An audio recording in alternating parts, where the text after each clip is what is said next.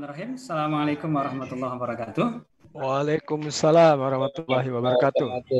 Alhamdulillah sore ini saya senang sekali nih banyak wajah-wajah ceria.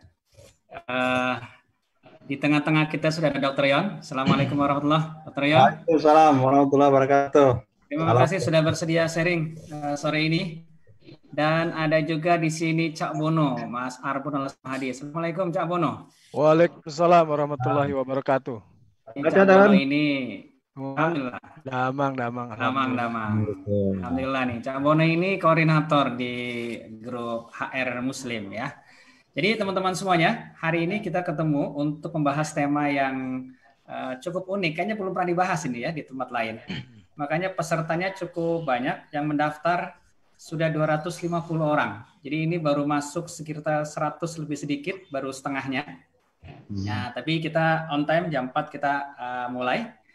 Dan yang akan kita bahas hari ini tema yang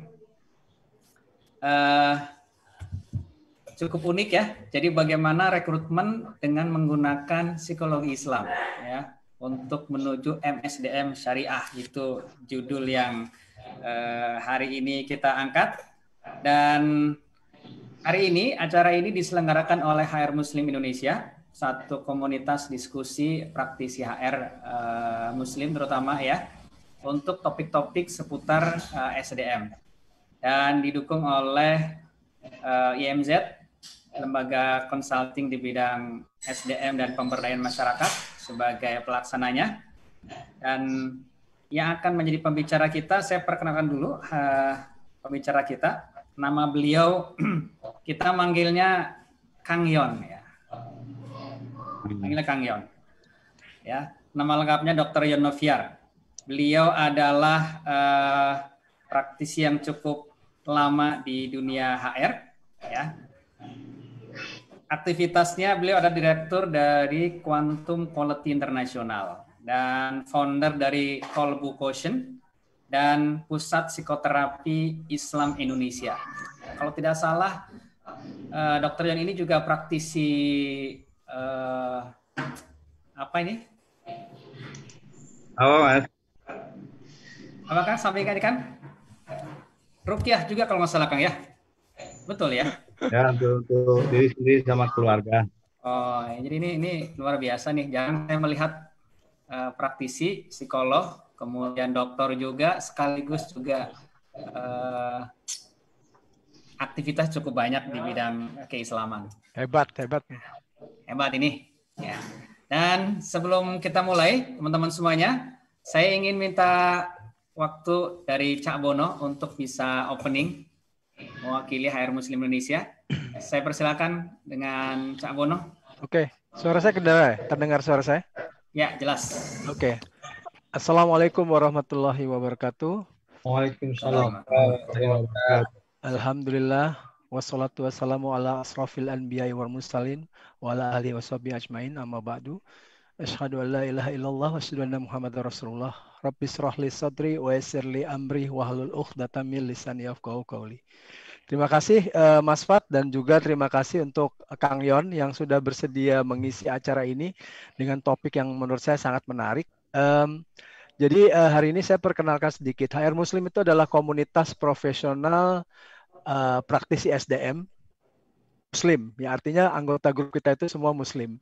Jadi memang ketika kita membangun komunitas ini, tujuan kita adalah kelak kita akan punya manajemen SDM berbasiskan syariah. Itu adalah mimpi kita gitu ya. Memang belum kesampaian setelah hampir 3 tahun kita berkomunitas gitu ya. Tapi saya pikir alhamdulillah hari ini kita sudah bisa memulai dengan satu langkah yang cukup penting, yaitu memulai dengan diskusi mengenai recruitment selection berbasiskan psikologi Islam. Dan kita sudah kedatangan ahlinya nih, Kang Yon, yang saya sudah cukup kenal lama gitu ya. Dan alhamdulillah beliau ahli di bidang psikologi, ahli psikologi Islam, dan tadi juga ahli ruqyah. Jadi mudah-mudahan hari ini kita bisa mendapatkan ilmu yang bermanfaat dan mungkin pengalaman-pengalaman empiris yang mungkin bisa di-share oleh Yon kepada kita semua yang ada di sini. Nah, HR Muslim sendiri sebagai komunitas memang sifatnya sekarang masih tertutup. Artinya membernya isinya adalah orang-orang yang direkomendasikan oleh member yang lain. Jadi member get member gitu. Jadi kalau teman-teman misalnya mau bergabung dengan HR Muslim, memang harus ada cantolannya di HR Muslim gitu ya. Kira-kira sementara masih seperti itu karena pertimbangan kita lebih kepada kualitas diskusi di dalam komunitas itu. Sejauh ini anggota kita ada sekitar 100 ya, hampir 100 anggotanya dari berbagai variasi bidang latar belakang pendidikan.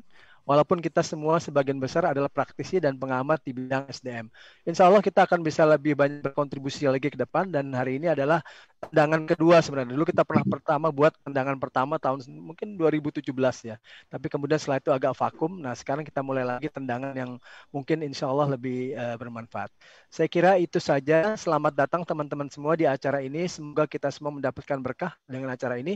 Sekali lagi terima kasih buat IMZ sebagai partner HR Muslim Indonesia dan juga Dr. Yon untuk kesediaannya menjadi narasumber. Wabillahi taufiq wal hidayah. Wassalamualaikum warahmatullahi wabarakatuh. Waalaikumsalam warahmatullahi wabarakatuh. Terima kasih Cak Bono atas sambutannya. Jadi itu perkenalan dari HR Muslim Indonesia, satu komunitas diskusi di bidang HR. Ya. Dan perkenalkan saya akan memoderatori sebagai host menemani Dr. Yon hari ini. Nama saya Fathur Rosidin. Saya dari IMZ, satu lembaga konsultan di bidang SDM dan pemberdayaan masyarakat. Ya.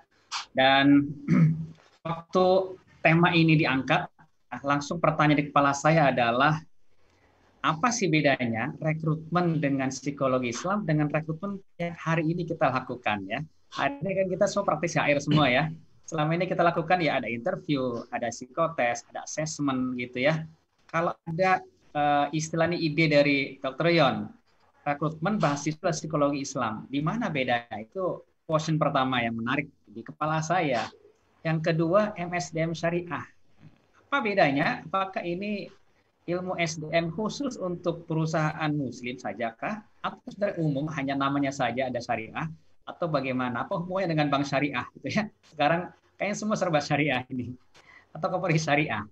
Nah, banyak pertanyaan di kepala saya. Jadi saya sangat antusias untuk mendengarkan paparan dari Dr. Yon. Dan ini karena sebagian besar ini praktisi, ada juga dari kampus ini, Kang Yon.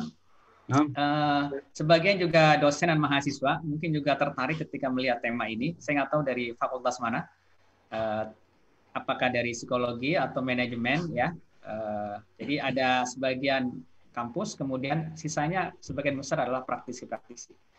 Baik, saya tidak berpanjang kata, saya persilakan Dr. Yon untuk bisa mengungkapkan ide-idenya tentang bagaimana rekrutmen berbasis psikologi Islam ini. Saya persilakan Dr. Yon. Baik, terima kasih. Izin share screen ya Mas Fat. Silakan.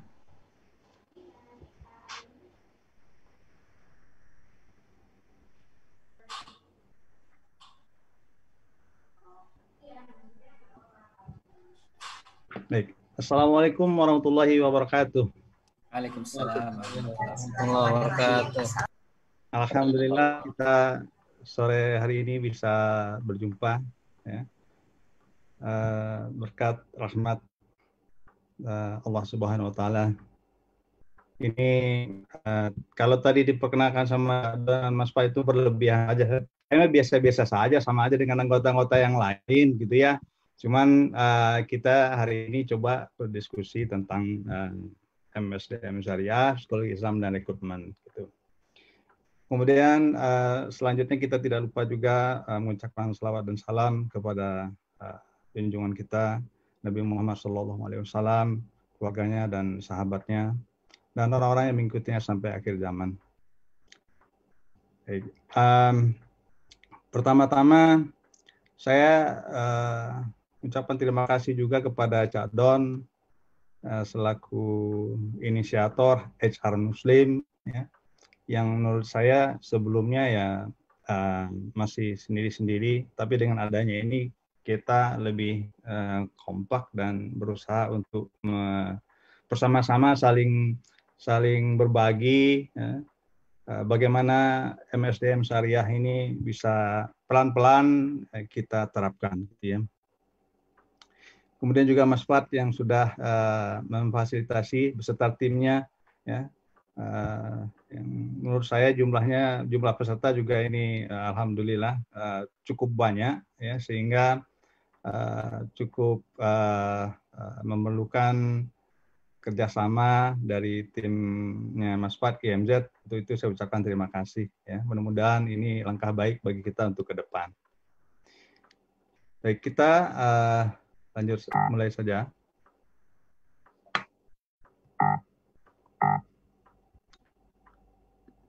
Oke. Cakupan materi ini adalah kalau dari judulnya adalah rekrutmen berbasis psikologi Islam menuju MSDM Syariah, gitu ya. Untuk membahasnya saya balik aja, dimulai dari MSDM Syariah, kemudian psikologi Islam, kemudian masuk ke rekrutmen, gitu ya, sehingga dari besar masuk ke kecil, gitu ya.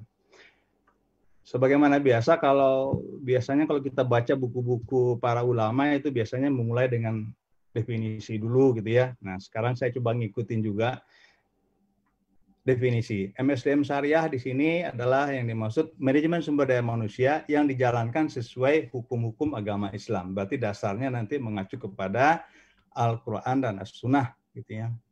Kemudian psikologi Islam, saya coba definisikan. Ada beberapa definisi dari API, ada dari beberapa senior yang sudah mulai bergerak di bidang asosiasi psikologi Islam juga sudah ada. Tapi saya untuk lebih memudahkan juga, saya coba definisikan sendiri juga, ya. Mungkin nggak ketemu kalau dicari di bukunya.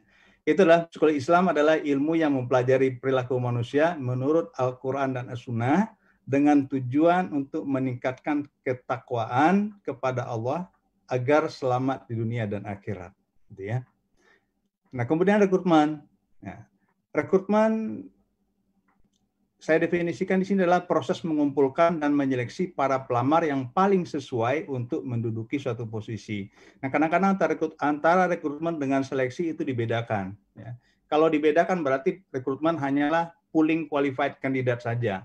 Setelah ya ada yang memenuhi persyaratan nanti diseleksi. Tapi kalau disebutkan rekrutmen saja biasanya itu mencakup di dalamnya adalah seleksi. Berarti di sini kita cakupannya adalah pooling qualified kandidat sekaligus ada seleksinya, gitu ya, untuk mencari orang-orang yang paling fit untuk posisi yang kita cari. Kemudian tadi sudah disinggung apa sih MSDM Syariah ini, gitu ya. Saya coba cari-cari referensi, ternyata ada yang menarik, ya. Umar bin Khattab radhiyallahu anhu berkata, ya, tidak boleh berjualan di pasar kaum muslimin kecuali orang-orang yang telah memahami ilmu agama. Ya. Jadi di Madinah dulu orang-orang yang masuk ke pasar itu, artinya yang pedagang itu haruslah orang-orang yang memang sudah memahami ilmu agama. Ya. Artinya dia paham Al-Quran, Sunnah, dan paham fikih muamalah sehingga tidak ada yang dirugikan atau dizolimi. Ya.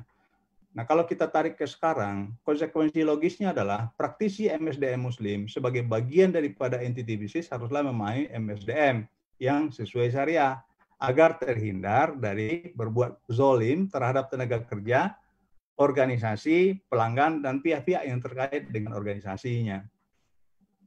Ini yang menurut saya latar belakangnya cukup bagus, sehingga MSDM harus juga memahami sehingga setiap kebijakannya ya, tidak menzolimi pihak lain, gitu ya, stakeholder yang lain. Oke. MSDM Syariah bisa terbedakan dengan dua hal. Yang pertama, sesuai syariah, artinya kebijakan-kebijakan SOP-nya tidak bertentangan dengan Islam dalam merealisasikan tujuan-tujuannya. Kemudian efektif memastikan keberlangsungan bisnis dan pemenuhan misinya untuk tujuan kesuksesan di dunia dan di akhirat. Kalau kita lihat perusahaan yang paling tua, perusahaan bisnis ya, yang paling tua di dunia ini berapa tahun? Kalau Toyota udah berapa tahun? Ada yang tahu? 100 kali, 100 tahun. 100. Kalau Konokia? Wah, sebentar tuh, nggak sampai 100 tuh kayaknya. Oh, lama Nokia. Lebih Nokia lama ya? itu udah lama. Dia sempat jualan TV minuman ya? juga. Jualan TV ya? Ya. Cuman naiknya Nokia itu di telekomunikasi. Ya. Nah, kalau kita lihat ada perusahaan yang berusia sudah 1420 tahun lebih, sekarang masih berdiri. Ya. Hebat ya, orangnya nggak tahu sudah ada di mana sekarang yang punya. Tetapi perusahaannya masih berlangsung. Dan ini pasti karena dikelola oleh orang-orang yang hebat gitu ya. Jadi yang sudah pergi ke Madinah itu ada hotel Utsman ya. Nah kalau kita lihat perusahaan Utsman bin Affan itu dari dulu sampai sekarang masih ada. Dan itu pasti dikelola orang-orang yang brilian di belakangnya. Sehingga setelah 1400, Utsman itu wafat kalau tidak salah 23 Hijriah ya. Ya 23 Hijriah. Sekarang sudah 1441. Di 1420 tahun lebih perusahaan itu berdiri. Nah, pasti itu dikelola orang-orang yang sangat brilian sehingga sampai sekarang masih ada. Dan hasilnya dinikmati oleh banyak orang. Ya. Oke, kita lanjutkan. Jadi ini menarik. Ada apa? Nah, gitu ya. Siapa? Bagaimana cara pemilihan orang-orang yang mengelola perusahaan itu? Kok bisa sampai 1400 tahun itu masih berdiri gitu, masih ada sampai sekarang, beroperasi lagi gitu ya. Dan untung gitu ya, untung. Oke. Saya coba buat model ya, MSDM syariah ya.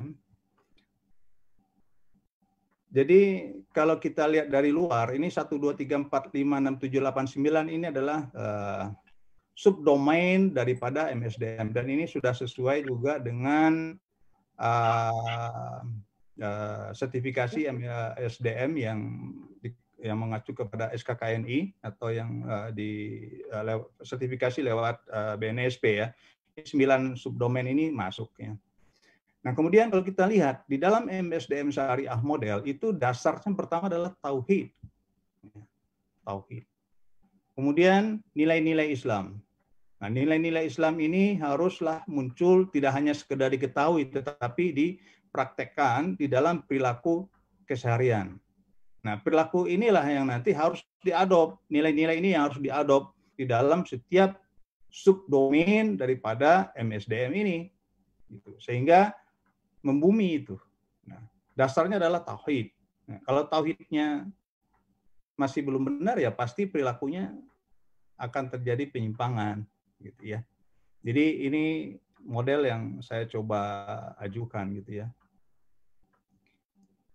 Oke, kemudian tauhidnya adalah inti dari pengolahan SDM. Hanya orang-orang yang bertauhid lurus lah yang mampu menyerap nilai-nilai Islam, itu terlihat dari segala perilakunya sesuai syariat gitu ya. Karena tauhid ini pangkal. Kalau tauhidnya nggak benar, maka semua perilakunya maka tidak bernilai ibadah. Bisa tidak bernilai ibadah atau mungkin tidak bernilai ibadah ya. Karena tauhidnya cacat gitu ya. Atau batal tauhidnya. Nah, tauhid ini bersemayam pada kolbu. Kolbu itu jantung atau hati ya, manusia. Ya. Itulah sumber terbentuknya perilaku-perilaku yang produktif pada diri seseorang. Ada hadis Nabi mengatakan bahwa sesungguhnya di dalam tubuh terdapat segumpal daging, apabila ia baik, maka semua tubuh menjadi baik. Tapi apabila ia rusak, maka semua tubuh menjadi rusak pula. Dan ingatlah bahwa ia adalah kolbu. Nah, kolbu. Kolbu ini bahasa Arab pakai Q ya, bukan pakai K ya. Kalau pakai K, kalbu, kalbun itu jadinya dog ya, anjing ya. Jadi pakai Q, biasanya kolbu. Nah, sekarang kita masuk kepada psikologi Islam. Secara psikologi, nah ini belum masuk ke Islamnya. Secara psikologi, usaha untuk mengenali manusia itu dari dulu sudah dimulai dari 444 sebelum Masehi, Empedokles, yang kenapa ini kok perilaku orang beda-beda? Oh, dipengaruhi oleh unsur alam gitu ya. Kemudian unsur alam itu apa? Ada 4, sudah air, ada api, ada tanah gitu ya. Ada udara, gitu yang mempengaruhi perilaku orang. Kemudian 400 tahun sebelum Masehi, Hippocrates dari cairan tubuh, itu ada cairan-cairan tubuh seperti lendir, kelenjar gitu ya, macam-macam. Tapi darah gitu ya. Nah itu dasarnya. Kemudian pada 1879 Wundt mendirikan laboratorium psikologi yang pertama. Ya, masuklah manusia, dibawa ke dalam laboratorium, diteliti, ini hidupnya kenapa, kok ada orang meninggal, bisa begitu ya, rohnya kemana, wah pusing gitu ya. Jadi itulah proses di psikologi. Sampai akhirnya dipretelin orang tuh ya, lihat dari strukturnya, kemudian dari fungsinya, nggak ketemu juga, nggak puas, berarti lihatannya perilakunya udah, yang lihat yang tampak aja deh, perilakunya apa, berarti yang observable gitu ya. Kemudian mulai lagi pendekatan yang lain, gestalt, jangan dilihat berbagiannya, tapi lihat secara keseluruhannya. Nggak puas juga, datang lagi aliran kognitif. Wah, yang penting itulah adalah bagaimana proses kognitif yang terjadi. Ya, manusia itu kan punya akal gitu ya. Tapi nggak cukup juga, yang penting perasaan, bagaimana dia menghayati lingkungannya, ya humanistik. Kemudian muncul lagi transpersonal, yang nggak habis-habis gitu ya. Kok kayaknya muter-muter tapi nggak ketemu jawabannya gitu ya. Nah, inilah yang dialami oleh orang-orang yang pernah kuliah di psikologi gitu ya. Akhirnya bingung sendiri. Dan kalau sebenarnya kalau kita mau lihat nih, kita punya handphone gitu ya. Nah kalau kita ingin tahu kalau ada kerusakan, maka mau tidak mau kita lihatlah ke buku manualnya ya. Nah kalau kita mau mempelajari tentang manusia, ya kita lihat juga lah ke buku manualnya. Ya, buku manualnya apa? Yang dibuat oleh yang memproduksi itu sendiri. Ya, dalam Al-Quran dikatakan bahwa, ya, A'udzubillahi minasyaitonirrajim. Wa yas'alunaka 'anir ruh Qulir ruhu min amri rabbi wa ma utitum minal ilmi illa qalila. Dan jika mereka bertanya kepadamu mengenai roh, katakanlah, roh itu adalah urusan Tuhanku dan tidaklah kami diberi pengetahuan kecuali hanya sedikit, gitu ya. Jadi pantas saja Wundt yang buka laboratorium itu nggak bakalan bisa nemuin roh itu di mana, ada di mana, di kaki, ya. Bahkan ada yang pernah nonton film itu, apa, yang di Prancis itu, dibuat dulu filmnya, Frankenstein ya. Wah itu menarik juga filmnya ya. Orang mati, disuntik segala macam, dialiri dengan listrik, aliran listrik gitu ya. Macam-macam, direndam, diangkat ya. Tapi ya tetap saja tidak bisa hidup ya. Gitu. Jadi memang roh itu ilmunya cuma sedikit dikasih ya. Jadi kita tidak bisa masuk banyak kalau ingin mempelajari roh. Gitu ya. Terus gimana dong gitu ya? Nah, karena terbatas. Nah ada hadis Nabi tadi. Ala wa inna fil jasadi mudghah idza salahat salahal jasadu kullu wa idza fasadat fasadal jasadu kullu.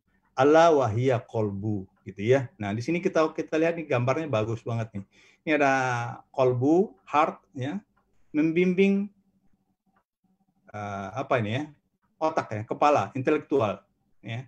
Kalau orang barat mengatakan bahwa pusat perilaku itu ada di kepala, di otak ya. Tapi kalau di Islam ini justru pusatnya itu adalah di kolbu.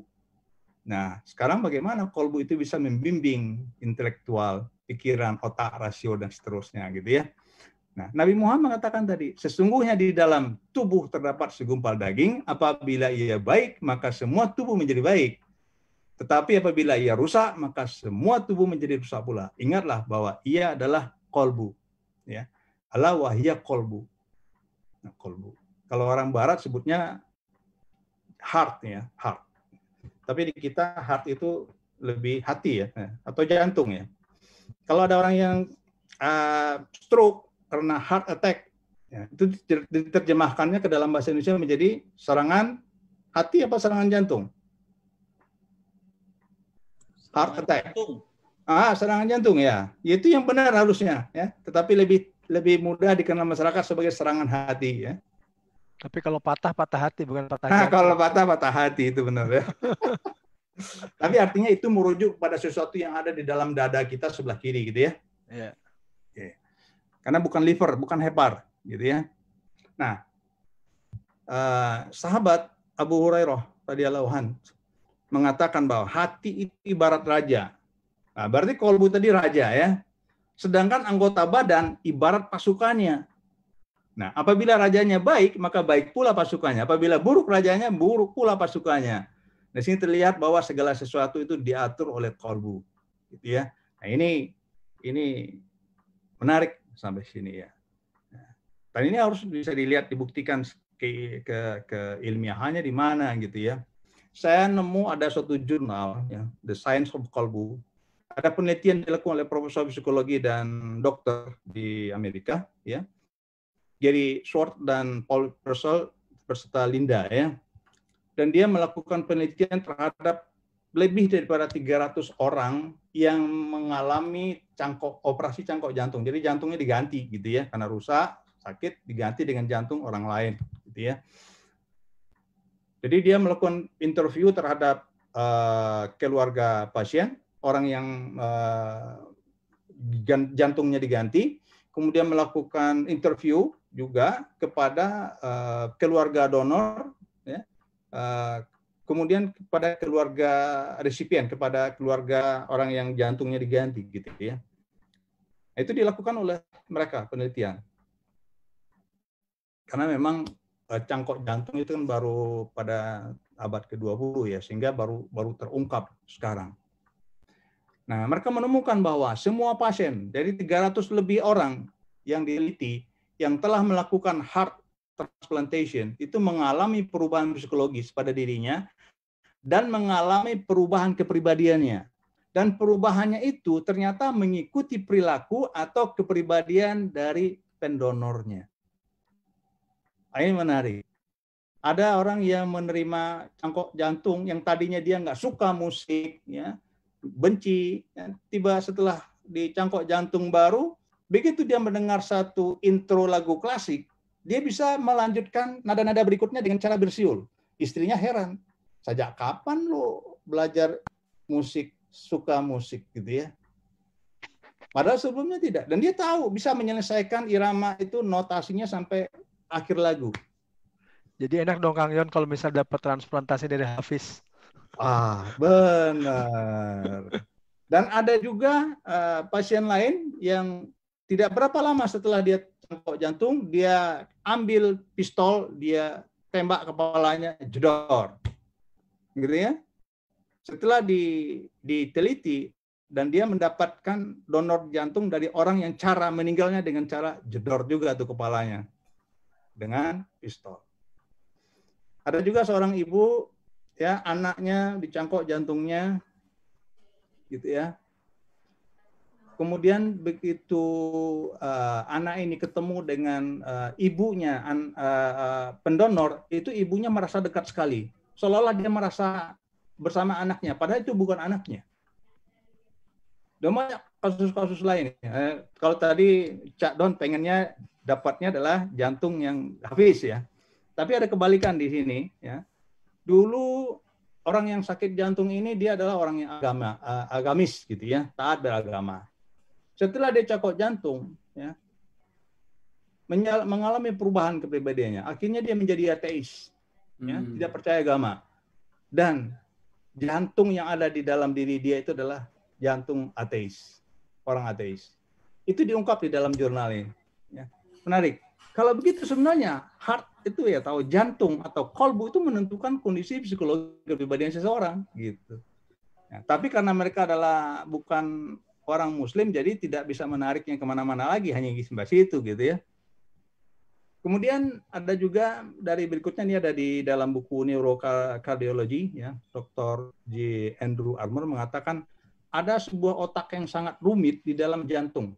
Di dalam jantung itu ada neuron-neuron tertentu di dalam sangat rumit. Dan itu disamakan dengan, dia dinamakan dengan heart brain. Dan dia mengatakan terdapat lebih dari 40.000 neuron yang bekerja dengan presisi yang sangat tinggi untuk mengendalikan detak jantung, produksi hormon, dan penyimpanan informasi. Nanti ada penyimpanan informasi. Selanjutnya data itu dikirim ke atas, disinkronize. Kalau kita punya data di HP sama dipindah ke notebook gitu ya. Jadi ternyata otak jantung itu ada. Otak itu tidak hanya di kepala. Dan komunikasinya itu lewat empat cara. Lewat neurologi, biofisik, biochemical, dan elektromagnetik gitu ya. Ini cara synchronizing datanya gitu ya. Dan lebih banyak synchronizing itu adalah dari jantung, dia bilang, ke kepala daripada dari kepala ke jantung. Ya. Nah, temuan ilmiah terbaru tentang hati tadi, ya, jantung itu ternyata juga memiliki STM maupun LTM ya. Yang dari psikologi, STM itu short term memory dan LTM adalah long term memory. Dan sinyal-sinyal itu dikirim ke otak dan dapat mempengaruhi pengalaman emosional seseorang. Nah, ini jantung mungkin lebih banyak informasi kepada otak dibanding sebaliknya. Nah, emosi-emosi yang positif membantu otak dalam hal-hal kreativitas pemecahan masalah yang inovatif. Ini temuan-temuan ilmiah. Nah, kemudian apa sih jantung itu gitu ya? Apa sih kolbu itu gitu ya? Ternyata saya menyimpulkan jantung itu kayak komputer, ada hardware, ada software-nya gitu. Hardware-nya adalah jantung itu tadi, ya. Kalau kita lihat seperti ini ada bilik-bilik tertentu gitu ya, di mana fungsinya adalah secara hardware adalah secara fisik memompakan darah ke seluruh tubuh. Nah, tapi ada fungsi software. Fungsi software itu apa? Saya kelompokkan di sini menjadi 3. Fungsi spiritual, menetapnya fitrah keimanan, dasarnya tauhid. Tauhid, ya, iman itu ada di jantung, itu saya kelompokkan ke dalam fungsi spiritual. Kemudian pengetahuan, intelijensi, menyelesaikan masalah, keputusan, itu juga ada. Karena tadi ada otak-otak jantung ya. Kemudian emosi itu juga ada di jantung, berasal dari jantung, gitu ya. Nah, ini semuanya ada dasarnya ya. Saya kumpulin ayat-ayatnya itu ada di dalam Al-Quran ya. Jadi 3 fungsinya adalah spiritual quotient, emotional quotient, dan intelligence quotient. Ya. Ini kira-kira dalil yang saya temukan, hati itu adalah tempatnya iman. Itu banyak. Ini ayat-ayatnya ada di dalam buku ini, ya, Kolbu Quotient. Ya. Nanti yang berminat bisa hubungi nanti ya ke grup WA ya. Jadi ada ayat-ayatnya dan hadis-hadisnya lengkap. Jadi hati itu tempatnya iman. Kemantapan keyakinan itu ada di hati, gitu ya. Akidah itu ada di hati. Hati itu ada di dalam dada. Allah membuka hati seseorang agar mudah menerima agamanya. Hati diuji untuk bertakwa, hati belum tunduk kepada Allah, orang beriman kemudian kafir, maka hatinya dikunci ya sehingga tertutup, gitu ya. Noda di hati akan ada apabila orang berbuat maksiat atau dosa, gitu ya. Ini adalah dalil-dalilnya. Kemudian emosional, rasa takut adanya di dalam hati. Ada orang yang berhati kasar, hati itu ada yang tentram, hati itu bisa senang, bisa panas, ya. Beriman tenang, takut kepada Allah, tenang mengingat Allah, ya. Kalau zikir, hati yang kesal, hati yang girang, hati yang menyesak di kerongkongan, menahan kesedihan, kesombongan ada di dalam hati. Ini semua ada dalil-dalilnya di dalam Al-Quran. Ini setelah saya kumpulin, dikelompokin, masuk ke dalam fungsi emosional, ya. Kemudian fungsi intelijensi. Hati yang telah dikunci, maka dia tidak bisa menerima ilmu, tidak bisa menerima pelajaran, tertutup. Dikasih masukan apa aja, nggak terima. Ya, hati itu mendapat petunjuk. Ya, hati itu mau ilmu, ragu-ragu. Hati itu jika dipalingkan sehingga tidak mengerti. Hati yang tertutup tidak bisa memahami. Gitu ya. Allah membuka hati seseorang untuk menerima agamanya. Kalbu digunakan sebagai akal. Allah tidak memberi petunjuk kepada hati yang berpaling dari kebenaran. Nah, ini saya masukkan semua ke dalam fungsi-fungsi intelijensi. Jadi muncullah 3 fungsi tadi. Oke.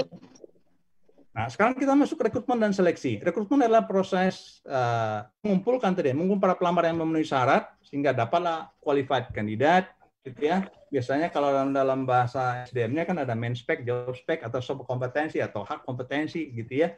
Nah, hasil akhir daripada rekrutmen itu adalah orang-orang yang memenuhi persyaratan. Nanti di situ diseleksi, dilakukan proses seleksi guna memilih calon yang the most suitable, yang paling cocok, yang paling pas, gitu ya.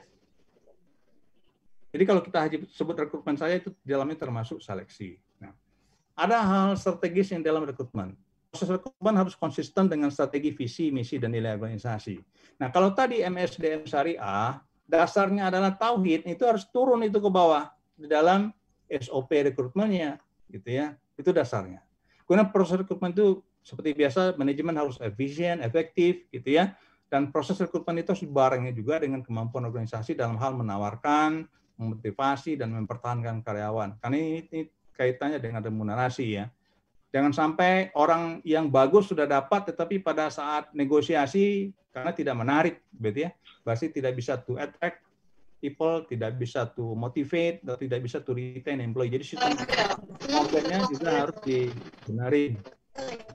Bagaimana praktek rekrutmen di dalam psikologi Islam, ya, ini menarik lagi. Ya.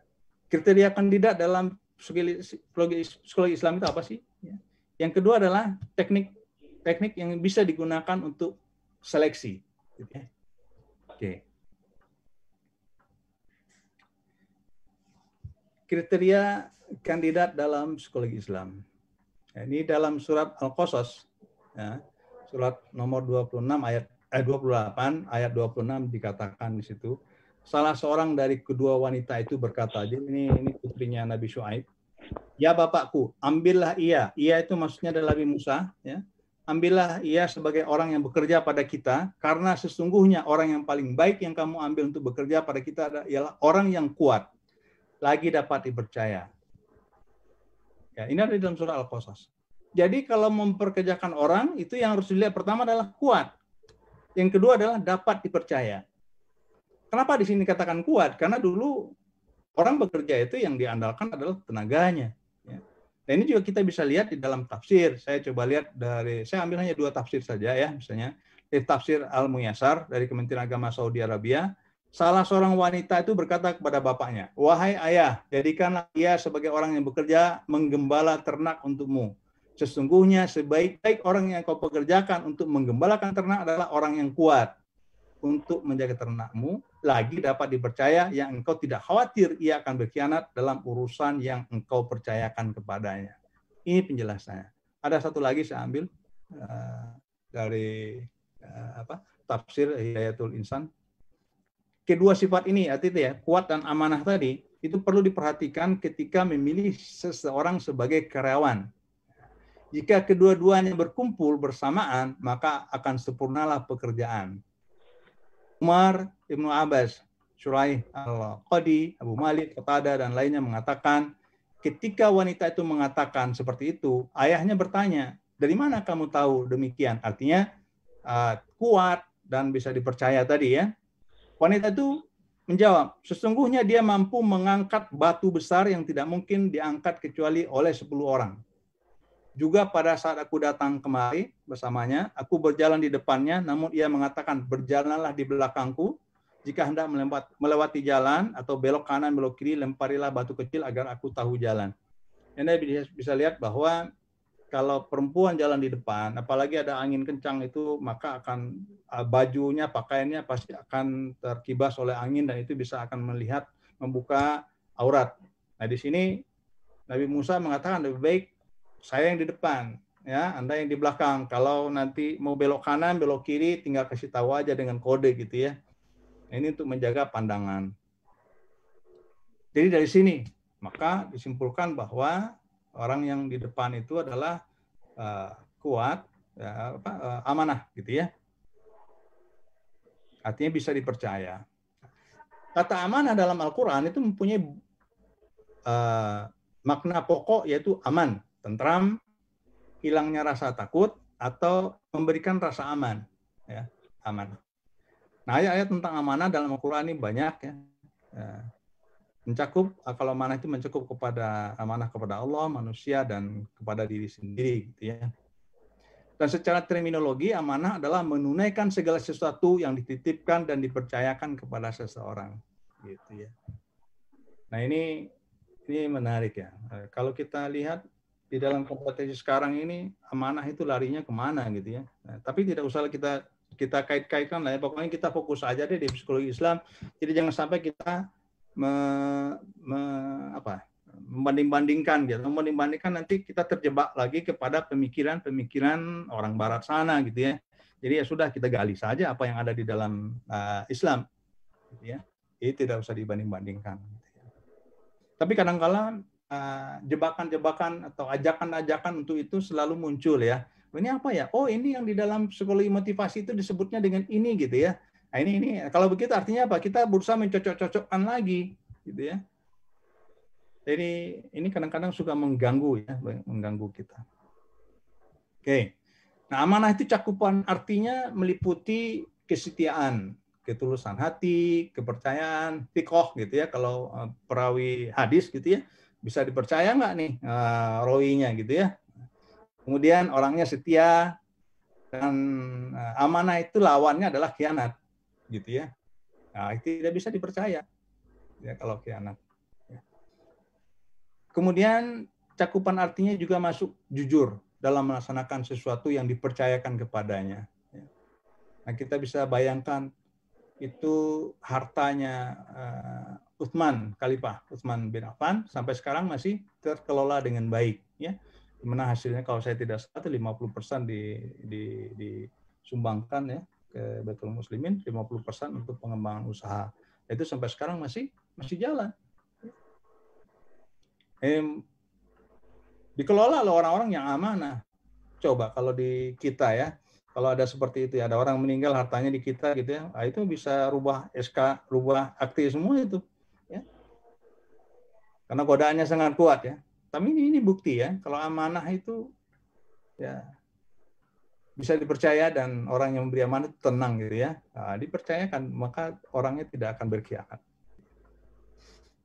Berarti inilah yang pokok di dalam merekrut karyawan gitu. Nah, kandidat itu haruslah orang yang memiliki. Nah, tadi dikatakan, ya Bapak rekrutlah dia. Kenapa? Karena dia kuat gitu ya. Kenapa kuat? Karena kerjaannya kan menggembala, kasih minum, angkat ini, angkat itu gitu ya. Nah, kalau dalam dunia modern sekarang ini, persyaratannya tidak cukup dengan tenaga saja, tapi dengan ilmu, dengan keterampilan, pengetahuan, ya, pengetahuan dan keterampilan untuk bekerja yang dibutuhkan oleh jabatannya itu. Sehingga kalau dia memiliki pengetahuan, dia memiliki keterampilan, maka dia pasti dapat melakukan pekerjaan itu dan diharapkan berhasil gitu ya. Nah, selain pengetahuan dan keterampilan, yang kedua adalah amanah. Jujur dia. Bisa dipercaya. Mampu memberikan rasa aman kepada pemberi pekerjaan. Jadi business owner tuh nggak ragu-ragu gitu ya. Tapi kalau kita lihat sekarang yang jadi direktur kalau di perusahaan swasta gitu ya, paling ring 1 kan ya. Nah, kalau kalau para profesional itu paling mentoknya karirnya paling tinggi di GM kan. Ya. Kalau mau masuk ring 1 kan repot. Ya. Kalau mau jadi direksi itu kan harus masuk ring 1 dulu baru bisa ditunjuk jadi direksi. Ya. Paling kalau dilihat memungkinkan ya sudah dipindahin dulu ke anak perusahaan, perusahaannya masih kecil, boleh dia jadi direktur segitu ya, diuji dulu kejujurannya, sikohnya diuji gitu ya, bisa dipercaya nggak nih orang, ya ternyata bagus, baik, bisa dipercaya, dikasih lagi jadi di perusahaan yang agak lebih gede gitu ya, dicoba lagi, oh ternyata bisa orangnya terbukti jujur dipercaya, baru masuk ring 1 itu, ya. Biasanya begitu. Ya, kalau enggak ya berarti anaknya dijodohin ya kalau mau masuk ring 1. Kalau tidak memiliki knowledge, skill, dan ability ya anaknya dijodohin ya. Langsung masuk ring 1 dia karena besan ya. Jadi amanah gitu ya. Selain knowledge, skill, udah amanah. Kita lanjut ya sampai lanjut Kak. Ya, 40 ya, 15 lagi ya. Nah, berkaitan dengan amanah tadi, Rasulullah bersabda, ya, ini terbalik ya, harusnya yang di bawah ya Rasulullah ya. Jadi yang di atas dalam surat Al-Anfal, wahai orang-orang yang kalau hadisnya pertama, tunaikanlah amanah kepada orang yang mengamanatkan kepadamu dan janganlah kamu mengkhianati orang yang mengkhianatimu. Ini hadis riwayat Tirmidzi disahihkan oleh Syekh Albani. Ada di dalam Sahihain nomor 424. Kemudian dalam surat Al-Anfal 227 dikatakan ini ayatnya, wahai orang-orang yang beriman, janganlah kamu mengkhianati Allah dan Rasul, dan juga janganlah kamu mengkhianati amanah-amanah yang dipercayakan kepadamu, sedang kamu mengetahui. Gitu ya. Jadi memang kalau kita dikasih amanah ya mau tidak mau dikerjakan gitu ya. Kalau itu dilanggar berarti melanggar ayat ya. Melanggar, selain melanggar ayat juga melanggar hadis. Nah, kalau itu dilanggar gimana? Wah, berat sanksinya. Apa sanksinya? Nah, Allah Subhanahu wa taala mengancam orang-orang yang menyelisih perintah Rasulnya gitu ya, dengan ancaman berat. Oh, kadang-kadang kan kita sering itu, ini kan hadis ini gitu ya, hadis itu kan sunnah gitu ya. Tapi lihat nih, maka hendaklah orang-orang yang menyelisihi perintahnya takut akan ditimpa cobaan dan ditimpa azab yang pedih, itu kata Allah. Ya. Dan dijelaskan oleh Hafiz Al-Imam Ibnu Katsir rahimahullah, maksudnya menyelisihi itu adalah ya menyelisihi perintah, jalan, manhaj, thariqah, petunjuk jalan ya, sunnah dan syariat daripada Rasulullah SAW, ya, maka dia akan ditimpa cobaan dalam hati mereka. Bisa saja berupa kekufuran yang paling parah ya, munafik, atau melakukan bid'ah, ya, atau akan mendapatkan azab yang pedih. Ini azab di dunia berupa hukuman mati, hukum had, penjara, atau yang serupanya. Artinya ada saja musibah yang akan diperolehnya. Gitu ya. Ini hati-hati kalau kita melanggar gitu ya. Tapi kadang-kala di kita itu definisi sunnah itu apa ya? Kalau dilakukan dapat pahala. Kalau tidak dilakukan enggak dosa. Enggak dosa atau enggak apa-apa. Enggak apa-apa. Enggak apa-apa kan gitu ya. Oke, nah sekarang kita lihat nih, ini kepada saudaraku semua. Misalkan begini. Anda mau ke masjid nih, sholat zuhur misalnya. Sholat zuhur. Begitu masuk, azan belum ada nih. Belum ada azan. Ya, begitu sampai di dalam, udah buka, langsung duduk. Sayang, belum azan ini ya. Buka-buka WA dulu gitu ya. Buka-buka WA, balas email gitu ya. Kemudian azan. Dengerin azan, habis itu, buka lagi WA gitu ya. Kenapa nggak sholat? Sunnah ini ya. Sunnah kalau kita akan dapat pahala, kalau nggak dikerjakan nggak apa-apa gitu ya. Nah, coba kita lihat sekarang. Apakah benar nggak apa-apa? Kalau kita larikan ke bisnis sekarang nih, sekarang kita larikan ke bisnis ya. Misalnya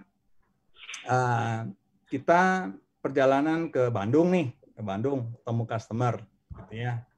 Tujuan kita kan udah jelas, barang yang akan dijual. Tetapi sementara itu, sekalian gue ke Bandung beli beli tahu apa tuh yang di Lembang tuh tahu susu ya, tahu susu. Borong deh tuh 1 kardus misalnya, bawa ke rumah. Nah, sampai itu ditaruh di warung sebelah rumah, ya. Dan dijual, harganya segini ya, tolong jualin ya. Nah itu nanti dia dapat untung kan dari situ ya. Nah sekarang kalau kita lihat, ada orang yang ke Bandung, ke Lembang, tapi nggak bawa dan nggak apa-apa.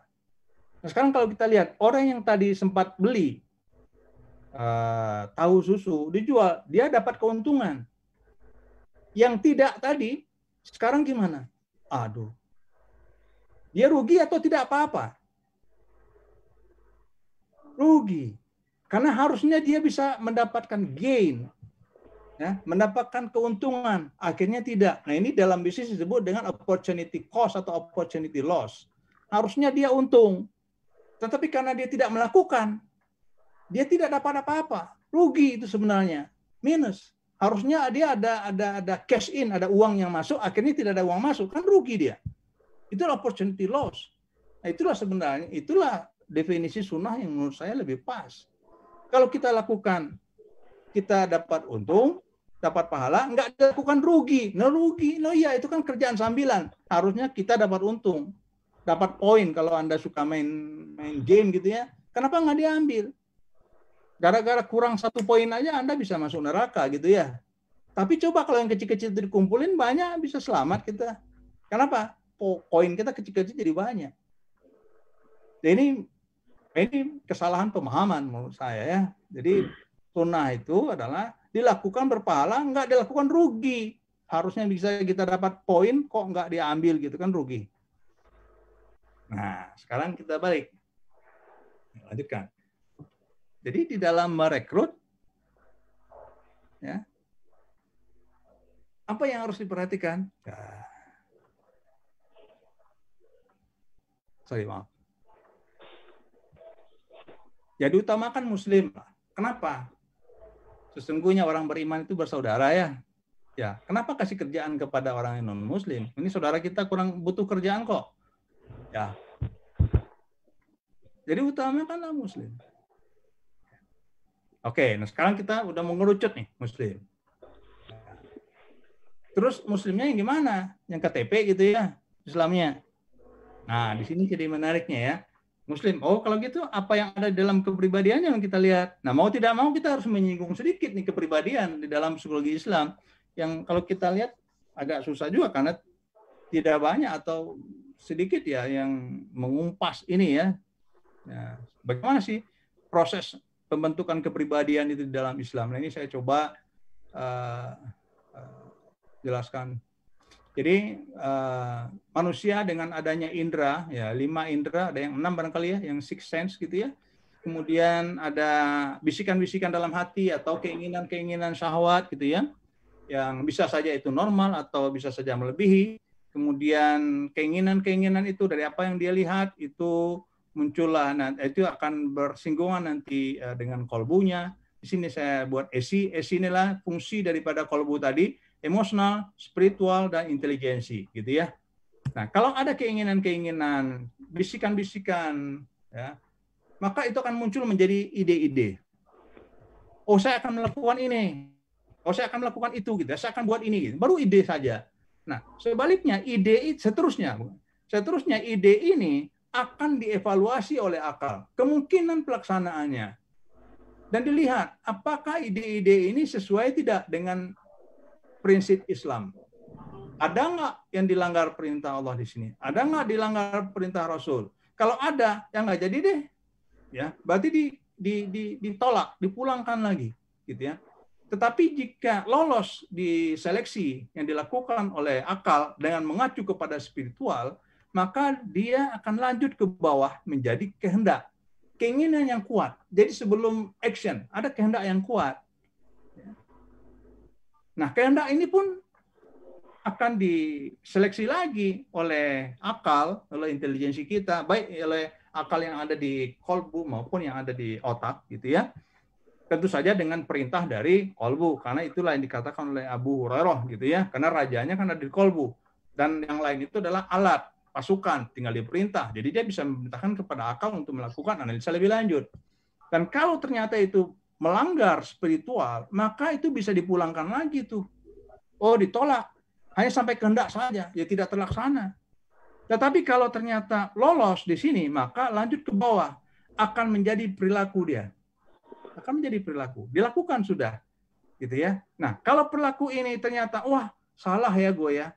Harusnya ini nggak dilakukan. Ya sudah, dia stop saja. Saya tidak akan melakukan ini lagi. Kirim ke belakang. Tapi kalau dia ternyata, oh bagus ini, senang dia, dilakukan berulang-ulang, maka terbentuklah kepribadian seseorang. Jadi perilaku yang berulang-ulang, maka itulah yang membentuk kepribadian seseorang. Nah, jadi berdasarkan ini secara psikologi, maka kita bisa paham ini. Jadi kalau ada orang yang terganggu secara psikologis, kemudian yang diobati adalah kepribadiannya, kalau yang diobati perilakunya, itu sia-sia. Kenapa sia-sia? Selama kolbunya tidak dibenerin, maka ini akan muncul terus. Jadi kalau psikosomatik, ya paling berpindah-pindah. Tadi gatal, sekarang mules. Ya, habis mules pusing, habis pusing nanti eksim, nanti apalagi gitu ya. Jadi pindah-pindah aja dia. Kalau memang kolbunya tidak dibenerin, dan ini sejalan juga dengan hadis Nabi, ya, bahwa kalau kolbunya baik seluruh tubuh. Kalau rusak ya rusak. Nah, rusaknya kan macam-macam. Nah, itu yang bergradasi gitu ya. Terus apa? Oke, saya lanjutkan sedikit lagi. Ya, nanti ada baru diskusi. Kita 5 menit lagi, Kang. Oke. Kemudian, nah, proses ini berlangsung memenuhi 3 prinsip. 247, artinya 24 jam ini beroperasi. 7 minggu, 7 hari seminggu ya. Jadi tidak ada henti ini. Walaupun Anda tidur, nah yang ditolak ini, keinginan-keinginan yang ditolak, yang kembali ke asalnya ke atas, ini dia akan mencari kecepatan. Kapan ini akalnya lemah? Kapan gue bisa maju nih ke bawah gitu ya? Nah ini biasanya pada saat tidur nih orang, atau pada saat lengah, maka muncul lagi ide-ide tadi. Ya. Mungkin dalam mimpi munculnya, atau pada saat kalau orang di sini rame, ya pada saat dia safar muncul dia, wah ini gue sendirian nih, nggak ada yang kenal, nggak ada yang tahu gitu ya, lolos deh tuh perilaku-perilaku yang tidak sesuai dengan spiritual tadi. Jadi dia bukan mati, enggak, dia akan ada di sini terus, dia akan cari celah-celah kan keluar, dan ini akan berlangsung terus. Dan ini dia juga berlaku prinsip GIGO, garbage in, garbage out. Jadi tugas kita adalah menyeleksi masukan input di sini. Kalau inputnya jelek, maka pasti perilakunya jelek, nanti kepribadiannya terganggu. Dan ini bekerja 24 jam. Karena ini bekerja 24 jam, berarti harus ada input. Kalau dia nggak ada input, apa yang terjadi? Ada yang masukin input. Siapa yang masukin input? Ya, yang jahat-jahat tadi, bisikan-bisikan yang nggak benar, ya, setan. Jadi biar setan bisik-bisikan jangan nggak masuk, berarti Anda harus kasih dong healthy food-nya. Apa makanan sehatnya? Anda harus zikir. Sehingga yang lain-lain, pikiran yang lain nggak bisa masuk. Kenapa? Full. Jalurnya keisi oleh zikir. Nah, jadi ini prinsip-prinsipnya. Di 3 prinsip itu. Jadi ini bisa dijelaskan. Ini manfaatnya juga untuk menganalisis kalau ada gangguan-gangguan kepribadian gitu ya. Nah, kalau ini semuanya baik, nanti jadilah kolbunya itu sehat gitu ya. Nah, yang kita cari kan kolbunya yang sehat kan gitu ya. Nah, sekarang kita masuk. Kayak apa sih kolbu yang sehat itu yang menurut agama? Kita lihat. Nah, ini saya buatkan bar-nya ya, atau question-nya ya.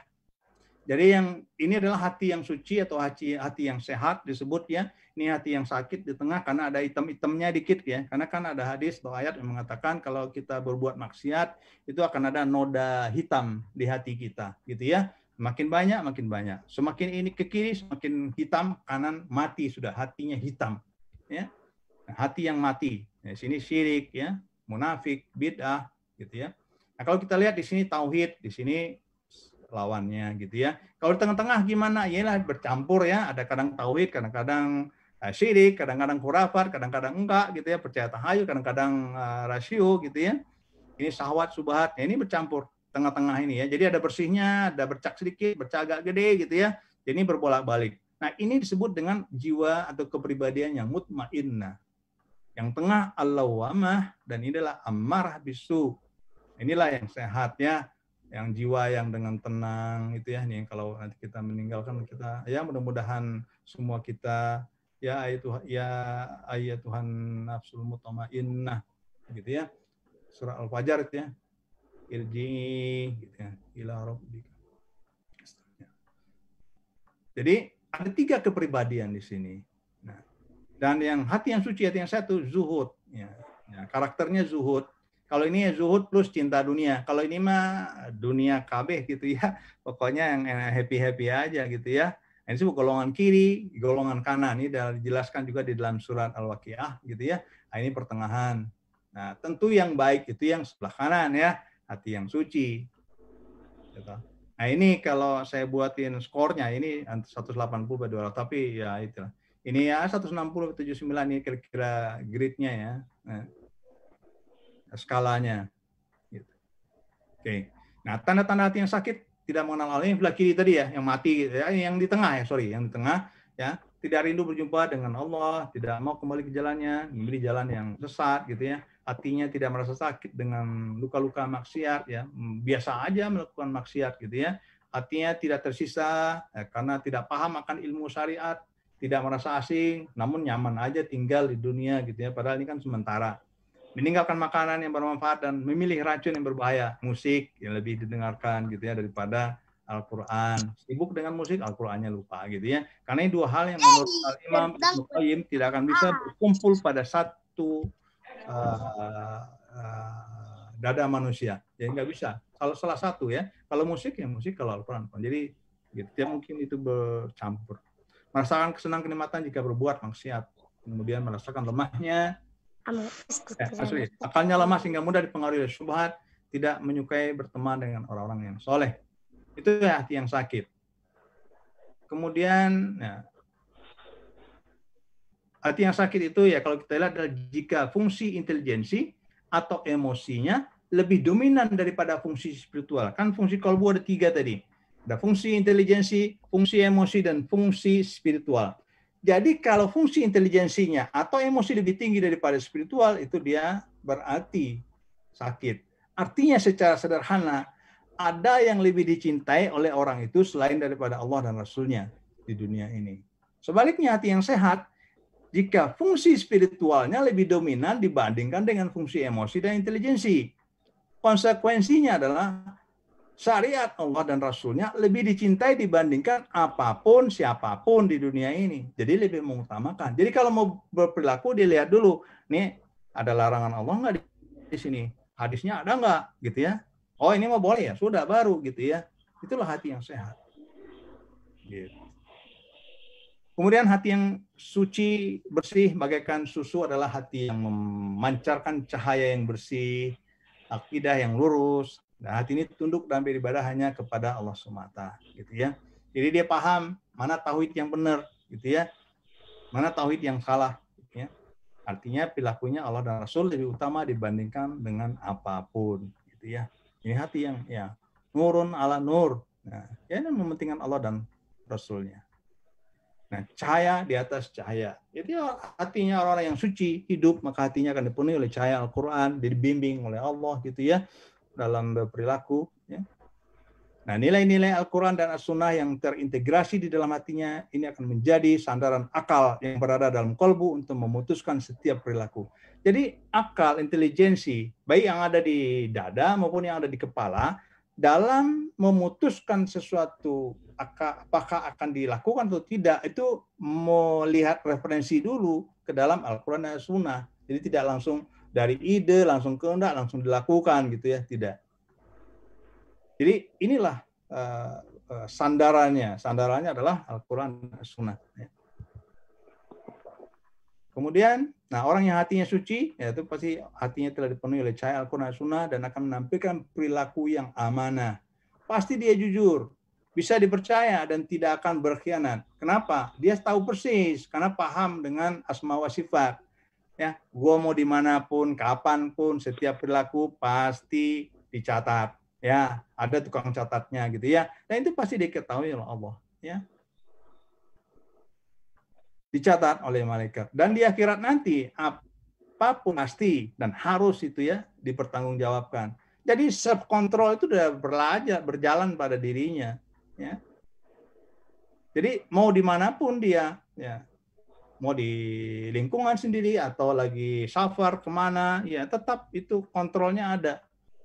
Nah, ini adalah orang-orang yang memang amanah itu tadi ya. Dasarnya adalah tauhidnya benar, tauhidnya benar. Oke. Kemudian bagaimana? Nah ini baru masuk ke seleksi ya. Nah, bagaimana cara kita menyeleksinya? Nah ini menarik. Kita bisa interview, ya, kita tanya pemahaman akan tauhidnya gimana, ya. Nah tentu saja sebelum kita bertanya, yang bertanya harus lebih tahu gitu kan, tanya tauhidnya, ya. Paham nggak dia kalau syahadat, tahu nggak rukun syahadat gitu ya. Kemudian syarat-syarat syahadat tahu nggak gitu ya. Kemudian paham nggak dia konsekuensi daripada bersyahadat, ya. Jadi syahadatnya tidak hanya di KTP, tetapi itu dia paham maknanya apa, dia paham rukunnya, dan dia paham syahadat saya udah batal belum. Jadi artinya dia harus paham nawaqidul akidahnya, mana pembatal-pembatal akidah. Di KTP memang Islam, tapi mungkin secara praktis dia sudah keluar. Kenapa? Tauhidnya sudah batal gitu. Dan ini kita bisa lewat interview atau kita interview aktivitas harian mulai dari bangun tidur, apa saja yang dilakukan gitu ya.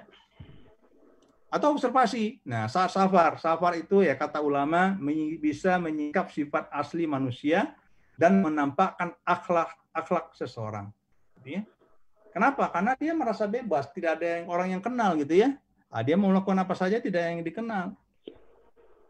Nah, Umar bin Khattab radhiyallahu anhu mengatakan, jika ada seseorang yang merekomendasikan temannya gitu ya, untuk kerja gitu ya misalnya, beliau bertanya, apakah engkau pernah melakukan safar bersamanya? Apakah engkau telah bergaul dengannya? Artinya mengenal, benar-benar mengenal.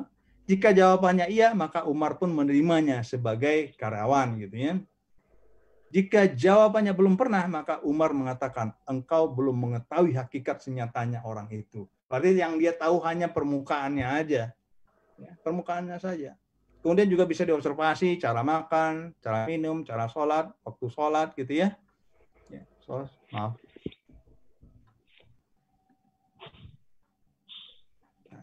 Ini bisa saja pada saat interview, misalnya kita ketemu di luar, kita bisa saja, misalkan duhur masuk waktu jam 12 gitu ya.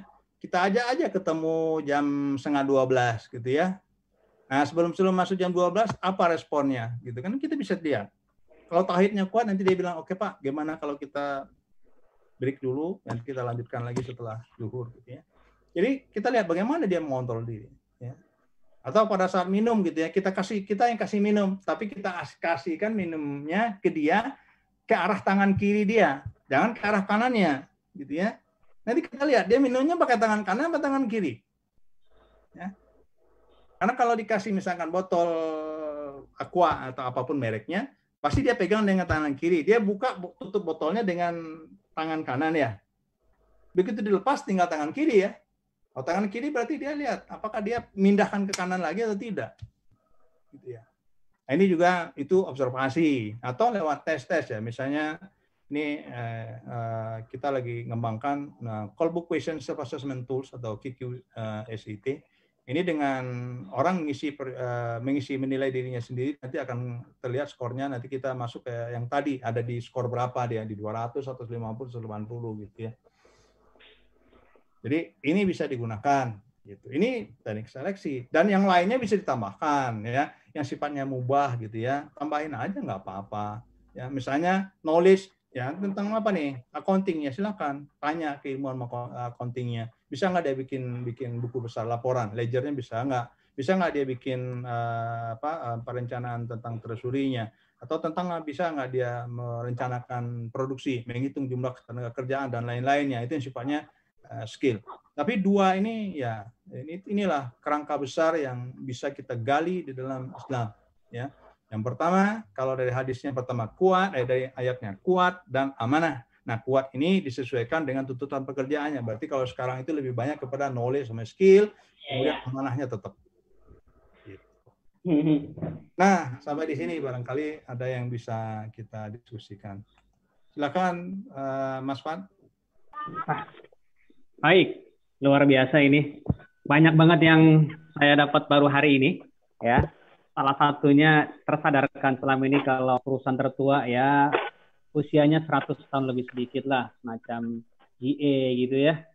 Nah, tapi baru kesadar, iya ya, waktu sudah 1400 tahun itu. Dan bertahan sampai hari ini, menarik. Nah, yang kedua tadi, jadi ini juga banyak pertanyaan nih, Kang Yon, di chat ini tentang... Ya, saya nggak sempat baca chat ya. Ya, nggak apa-apa, ini saya bacakan. Ini tentang rekrutmen terutama, tema hari rekrutmen ya. Tadi kita melihat bahwa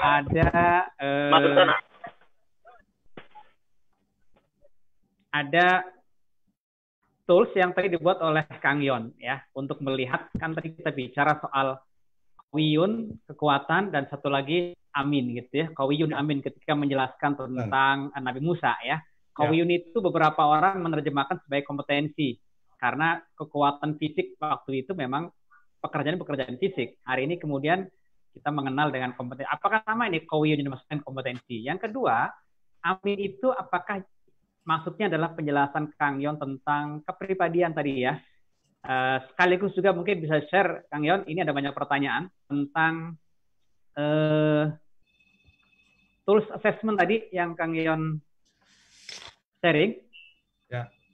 Tentang Callbook Question ya. Mungkin bisa dijelaskan. Jelas self-assessment tools ya. Silakan. Baik. Rian. Terima kasih pada saudaraku semua. Jadi kondisi pada saat dahulu zaman Nabi Musa, putrinya Nabi Syuaib, itu pekerjaannya adalah kasih minum gembala, ternak ya. Nah, karena dia perempuan ya kalahlah berdesakan, atau dia tidak mau berdesakan dengan para gembala yang lain. Nah, disinilah Nabi Musa membantu gitu ya. Artinya sebagai penggembala ya mau tidak mau ya, itu adalah yang dituntut adalah kekuatan fisik, qawi. Ya. Nah, qawi ya. Jadi itu persyaratan utama. Ya. Tetapi ada yang kedua yang juga tidak kalah pentingnya adalah amanah tadi. Ada orang kuat tetapi tidak bisa dipercaya gimana? bawa ternak domba 1000 pulangnya 800 kan nggak lucu gitu ya. Ya, atau dia bilang ya atau satu sehari diterkam serigala gitu ya. Nah, tapi kalau dia amanah, dia lihat memang tidak ada yang lihat di sini siapapun ya. Kalau tiba-tiba satu domba dia jual, tidak ada yang tahu. Tapi dia menyadari, memang tidak ada yang lihat kecuali pembeli ya, yang membeli. Tapi kan ada Allah dan malaikat yang menyaksikan. Nah ini dari mana ini munculnya? Ini dari tauhid, tauhid yang kuat. Ya. Dia paham betul bahwa dia itu diamati, ya. Bahwa walaupun dalam sendiri gitu. Nah itu tidak akan muncul kalau tauhidnya tidak kuat. Artinya kolbu tadi. Nah kolbu itu kan pusat dari perilaku. Gimana cara mengetahuinya amanah atau enggak gitu kan? Kalau di rekrutmen tuh ya, gimana caranya? Ya. Nah berarti kita cari seperti tadi bahwa hati yang itu, nah orang amanah itu hanya keluar dari hati yang suci ya, hati yang bersih. Ya, kalau Ibnu Qayyim berkata hati yang suci atau hati yang bersih gitu ya. Nah hati yang bersih itu ada kriterianya ya tadi. Ya. Orang yang perilakunya selalu rujukannya adalah kepada Al-Quran dan Sunnah Rasul. Nah itu yang harus dilihat.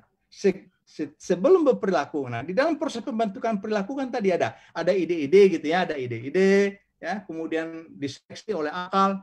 Apa dasarnya akal menyeleksi? Sandarannya adalah spiritual tadi. Kalau spiritualnya rendah, nggak ada, jebol deh itu. Ya, cara-cara yang tidak sesuai syariat melanggar, maksiat. Dia tidak bisa membedakan mana yang ketaatan, mana yang maksiat, gitu. Jadi di situ pentingnya fungsi spiritual. Ya.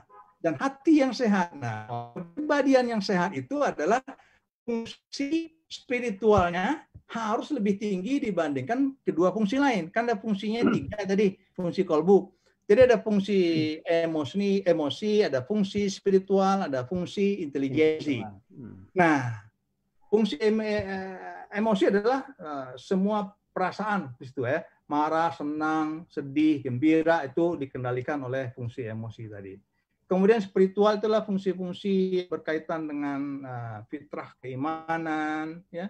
Kemudian nilai-nilai yang dianut, ya, itu ada di situ. Dan intelijensi adalah proses. Nah, intelijensi atau akal itu adalah suatu proses yang tujuannya adalah memilih sebenarnya. Memilih mana yang paling banyak memberikan manfaat atau kesimpulannya memilih mana yang mudaratnya paling sedikit. Jadi 2 itu tujuan daripada intelijensi dalam melakukan seleksi. Memilih mana yang manfaatnya paling optimal atau semuanya jelek pilihannya, maka dia akan keluar mana pilihan yang mudaratnya paling sedikit. Itu adalah fungsi akal. Nah, rujukannya kemana? Manfaat dan mudarat itu ke spiritual. Gitu. Nah, spiritual itu dasarnya apa? Tauhid. Makanya Rasulullah juga dakwah tauhidnya itu 10 tahun ya, baru tumbuh. Ya. Oke. Terus sekarang gimana tadi yang kolbu question? Ya, nah bagaimana dengan nah ini semacam Al-Qur self assessment test. Jadi orang akan menjawab ini dia sendiri ya.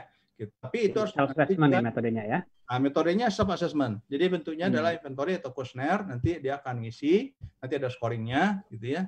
Mungkin kalau tidak lama, mungkin nanti kita ketemu lagi lah beberapa bulan lagi gitu, atau tahun depan gitu. Iya. Untuk bahas soal metodologinya. Sendiri, ya, tentang metodologi.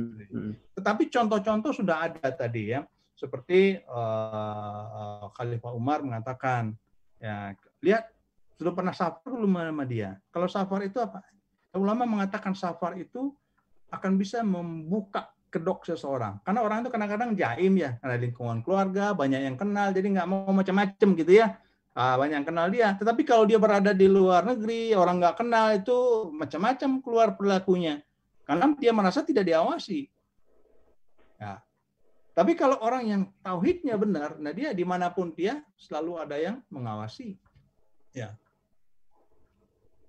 Ya. Oke. Basir. Ada juga pertanyaan nih, Satrion.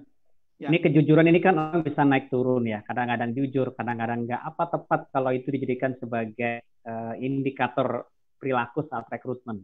Gimana? Ya, menarik ya, menarik.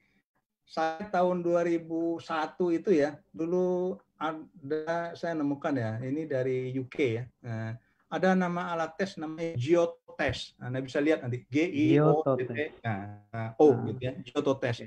Itu dia membuat alat ukur tentang kejujuran. Jadi dia bilang honesty and dishonesty. Habis itu saya baca manualnya, kan dikasih saya manual, saya baca manual. Jadi dia katakan begini, dia bilang honesty, dishonesty is depends on the it's a choice, dia bilang. Itu pilihan. Nah sekarang kalau itu pilihan, berarti larinya kemana kita lari ke dalam psikologi Islam? Itu adalah fungsi akalnya ya, fungsi intelijensi kan. Nah pertanyaannya, intelijensinya itu di dalam memilih sandarannya apa? Dia harus punya sandaran. Sandaran itu artinya dia punya patokan, dia punya normanya. Dia mau mengacu ke norma apa? Ya mau tidak mau, di kita Islam adalah normanya adalah Al-Quran dan As-Sunnah. Dia mengacu kepada Al-Quran dan sunnah-sunnah Nabi, dan bagaimana para sahabat mempraktekkan apa yang dijelaskan oleh Rasulullah SAW. Gitu. Jadi mau tidak mau. Gitu. Baik. Oke. Ini banyak permintaan ini untuk membahas satu sesi khusus tentang metodologi tadi ya. Nanti kita adulkan yang lain. Ini kita hari ini coba fokus ke rekrutmen. Silakan teman-teman, kalau ada pertanyaan bisa raise hand seputar rekrutmen apa yang disampaikan oleh Dr. Rion, atau bisa juga di chatting, nanti saya akan bacakan dan dijawab langsung oleh Dr. Rion. Silakan. Oke. Saya. Ya. Silakan. Siapa ini? Abdurrahim Casim. Pak Abdurrahim. Silakan Abdurrahim. Bismillahirrahmanirrahim. Assalamualaikum warahmatullahi wabarakatuh. Waalaikumsalam. Ini kesempatan yang luar biasa bisa belajar sama Dr. Rion ya, yang sangat menginspirasi, ilmunya juga luar biasa. Mungkin yang menjadi pertanyaan saya Abdurrahim Casim dari Subang, Pak Dokter. Subang ya. Pertanyaan saya adalah, kalau saya meyakini betul tentang hadis Nabi bahwa segala sesuatu itu tergantung hatinya gitu. Tapi ada satu case yang mungkin kita juga perlu renungkan tentang kembar satu tubuh tapi dua kepala gitu, seperti Abigail dan Brittany gitu. Di dalam banyak literatur dikatakan bahwa jantungnya kan satu, hatinya satu gitu ya. Tapi kepalanya, otaknya dua gitu. Yang satu nangis, yang satu bisa ketawa. Yang satu mungkin senang matematika, yang satu bisa jadi senang seni gitu. Ini seperti apa? Itu yang pertama. Supaya nyambung gitu antara fungsi akal, fungsi otak gitu dengan fungsi hati, karena memang semuanya adalah ciptaan Allah Subhanahu wa taala gitu, yang tentu ada maksud tujuan dari penciptaan tersebut. Yang kedua, jika kita bekerja di perusahaan umum lah gitu. Kalau kita bekerja di perusahaan muslim enak gitu ya, menentukan ini basisnya adalah ini tauhidnya dulu, bagaimana kualitas keislamannya, nilai-nilai keislamannya dan sebagainya. Tapi kalau kita bekerja di tempat umum yang tentu kita juga walaupun dalam hati sebagai seorang hire muslim, kita milih yang muslim gitu kan. Tapi basisnya kan tentu kompetensi, apalagi kita punya atasan yang sangat menentukan gitu. Nah, ketika dihadapkan pada dua pilihan itu, yang satu muslim dengan kapasitas yang mungkin di bawah rata-rata, yang kedua adalah non-muslim yang secara kompetensi dia masuk. Kita harus pilih yang mana gitu. Keluar dari perusahaan umum juga kita butuh pekerjaan gitu. Kemudian yang ketiga adalah ketika kita bekerja di tempat yang semuanya muslim, ada kondisi yang menggelitik begini, Dr. Rion. Ya. Ini orang ini aktif ibadah gitu. Sopan santunnya bagus, akhlaknya bagus, amanah gitu. Tapi nggak kompeten gitu. Jadi kerjaannya itu seringkali apakah memang dia punya masalah akidah gitu kan sehingga ibadahnya kelihatan bagus tapi pekerjaannya justru bermasalah, bahkan sebagai aktivis dakwah dia mungkin rajin gitu ya kemana-mana berdakwah tapi pekerjaan seringkali tidak tuntas.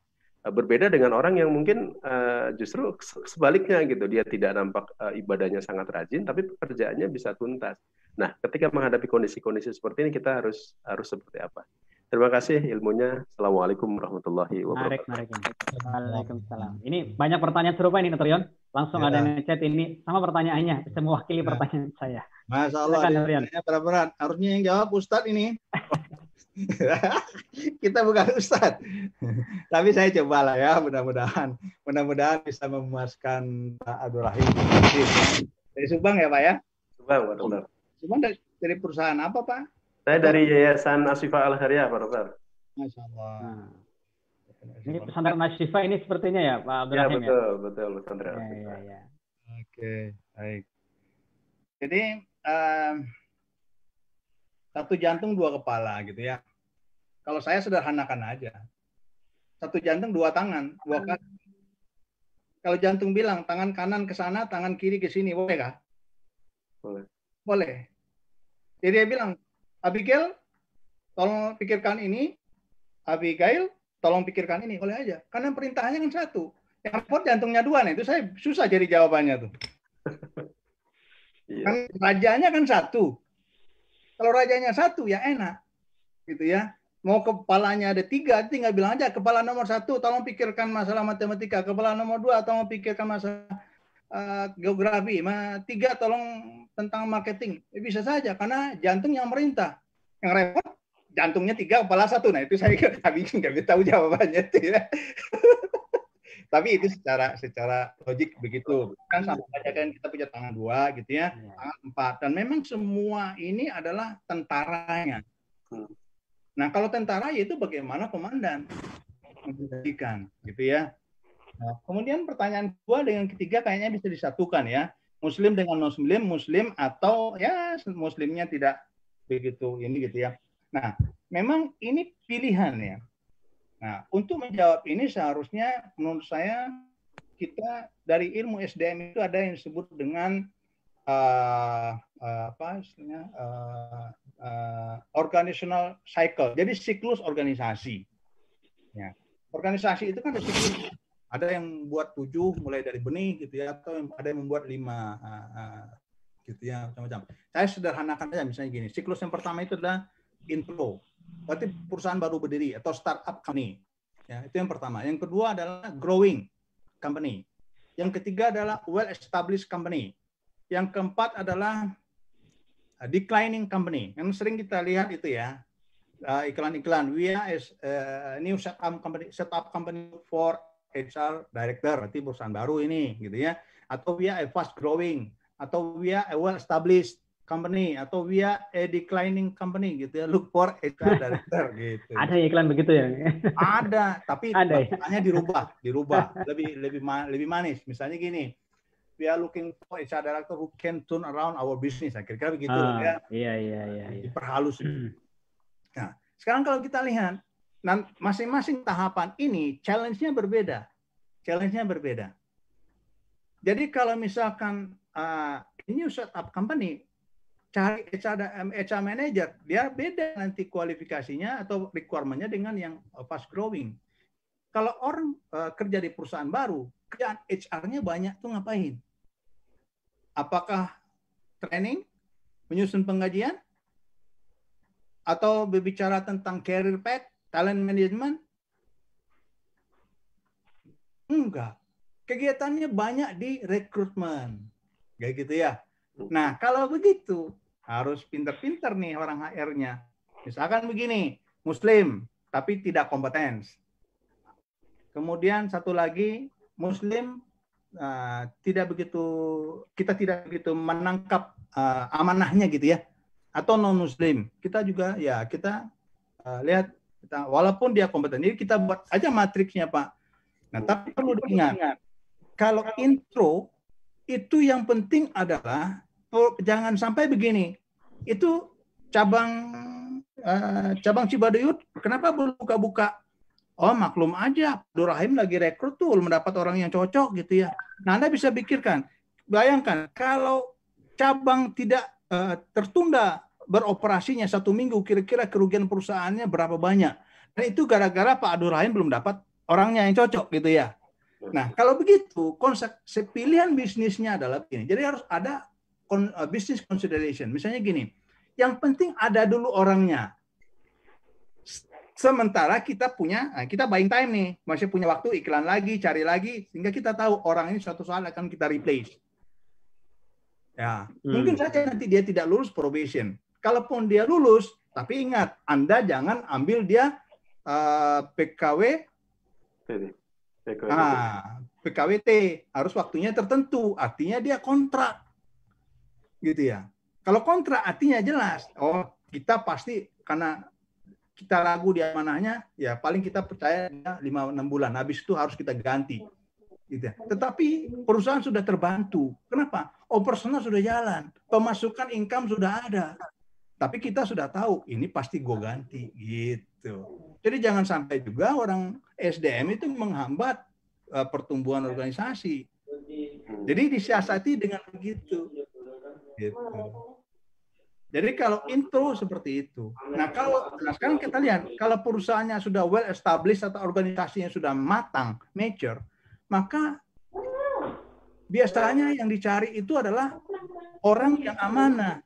Knowledge skill itu bisa dididik, kan sudah ada punya learning department, trainingnya sudah jalan gitu ya. Jalan sudah punya corporate university. Dia hanya cari orang yang amanah. Masalah knowledge nanti diisi di dalam. Yang penting amanah dulu. Makanya kita lihat ada bank tuh nerimanya sarjana pertanian lah, sarjana sastra gitu ya. Kayaknya nggak ada hubungan gitu ya. Tapi sebenarnya yang dia lihat adalah bahan bakunya ini bagus nih. Nah kalau masalah knowledge skillnya kita isi dia bilang. Jadi bisa diisi. Jadi amanahnya. Jadi kalau pilihan ekstrimnya ya, kalau idealnya kan Kowiyun sama Amin tadi ya. Tapi kalau harus memilih salah satu. Nah, ini tinggal lihat kondisi organisasi. Kalau itu adalah intro, maka ambil dulu orang yang kuat. Artinya technical skill-nya memadai. Tapi kita tahu orang ini nggak jujur. Kita tidak percaya sama dia 100%. Percayanya 60 cuman. Masih was-was kalau ngasih pekerjaan ke dia gitu ya. Gitu. Tetapi kan pekerjaan sudah dijalankan, sudah selesai. Income sudah ada. Cash in yang masuk bagi perusahaan sudah ada. Nah, tinggal kita menyiapkan begitu waktunya pas orang ini langsung kita replace. Itu strateginya, Pak Abdul Rahim. Demikian mudah-mudahan bisa menjawab. Siap, Pak. Terima kasih. Boleh nambahin nggak nih? Boleh. Ini pakarnya nih, silakan.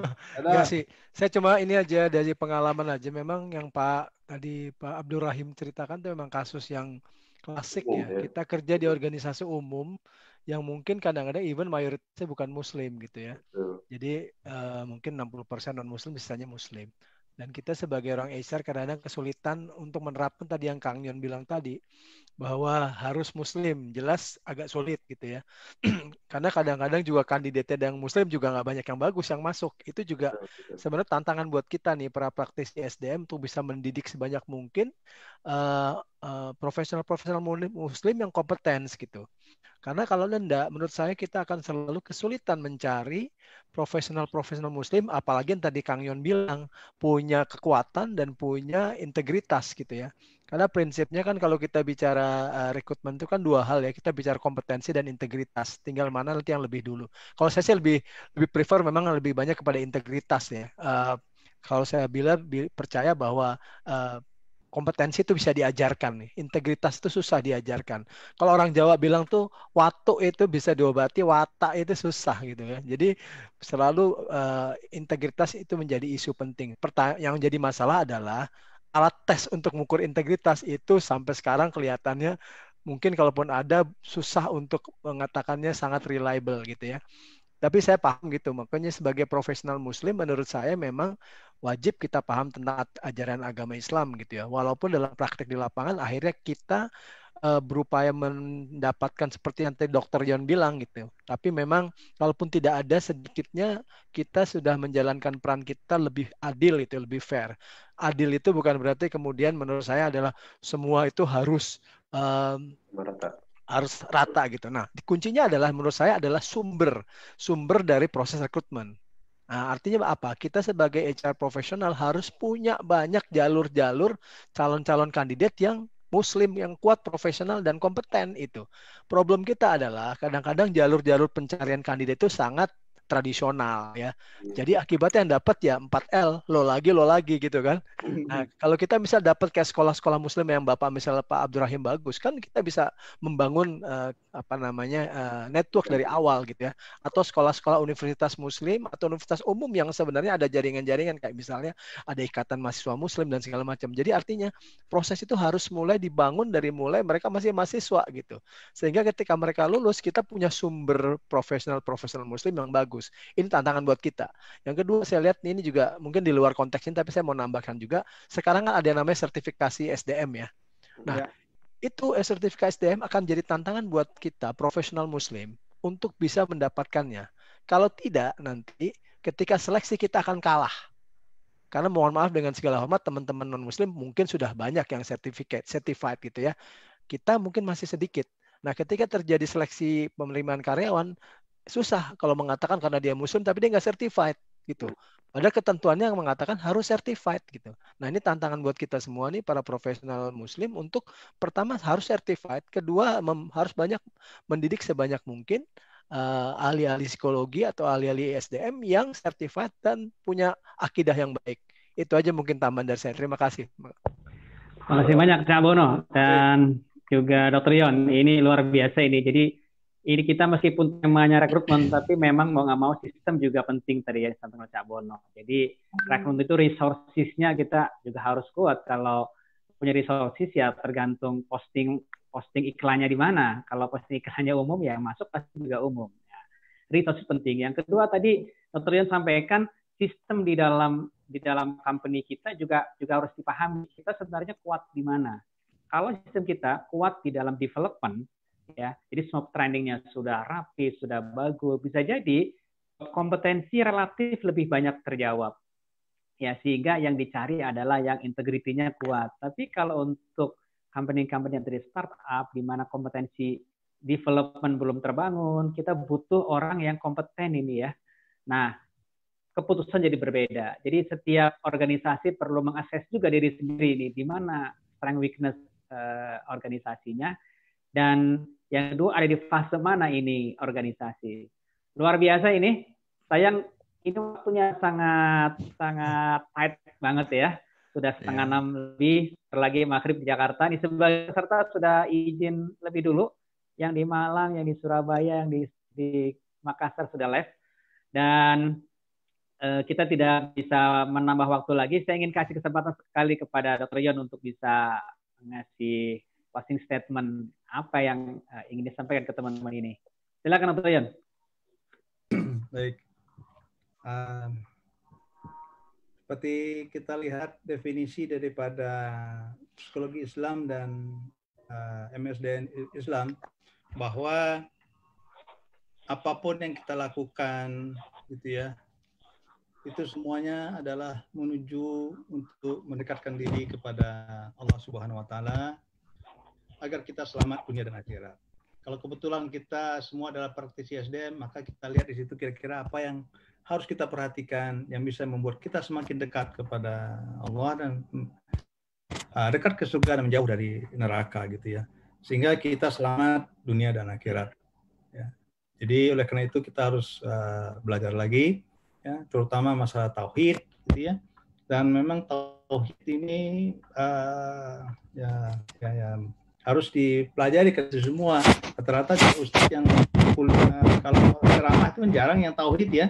Biasanya yang lain yang ya. Tapi memang perlu ini sendiri ya. Jadi padahal intinya agama itu dari tauhid gitu ya. Jadi kita harus benarkan. Jadi kalau kita mau menjalankan ini mau tidak mau ya kita orang SDM harus belajar lagi agama kita terutama tauhid ya. Itu demikian, mudah-mudahan apa yang sedikit saya sampaikan ini bermanfaat bagi kita semua. Ya. Kalau ada kekurangan ya memang itu mampunya saya ya segitu maksimal, dan kalau ada hal yang pas ya memang sudah demikian adanya. Saya hanya mengutip saja dari buku-buku para ulama, dan itu semua berkat kemudahan yang diberikan oleh Allah Subhanahu wa taala. Demikian, terima kasih atas perhatian semua. Assalamualaikum warahmatullahi wabarakatuh. Waalaikumsalam warahmatullahi wabarakatuh. Jazakumullah khair untuk Dr. Yon sudah sharing tentang tema yang luar biasa hari ini. Saya lihat banyak sekali pertanyaan dan ketertarikan terhadap terutama tadi ya toolsnya ya. Semoga nanti kita ada kesempatan untuk bisa bahas secara khusus. Oh ya, teman-teman yang bertanya untuk copy materi ini atas tadi diskusi dengan Dr. Yon, copy materi ini kita nggak bagikan. Jadi semoga sesi penjelasan ini cukup. Kalau masih belum, terutama tadi teman-teman yang mungkin live karena sudah maghrib, rekamannya bisa dilihat di Facebook-nya IMZ, Facebook akunnya Manajemen Zakat. Nah, ya, Facebook Manajemen Zakat. Di situ ada bisa dilihat lagi bagi yang tadi ketinggalan tidak full, ada yang masuk setengah jam setelahnya gitu ya, bisa dilihat di situ. Nah, tadi kemudian teman-teman yang tertarik ingin mempelajari lebih dalam tentang Kolbu Question, ya, bisa pesan bukunya. Jadi Dr. Yon sudah menulis buku, judulnya Kolbu Question, ya, bukunya warna kuning. Bisa pesan ke IMZ, ya, lewat grup WA yang teman-teman sudah ikut di situ. Nanti ada Mbak Intan, tolong nanti di chat ya, kasih nomor kontaknya untuk bisa untuk pesan buku. Bukunya harganya 150.000, sudah termasuk ongkos kirim. Ya, demikian informasinya.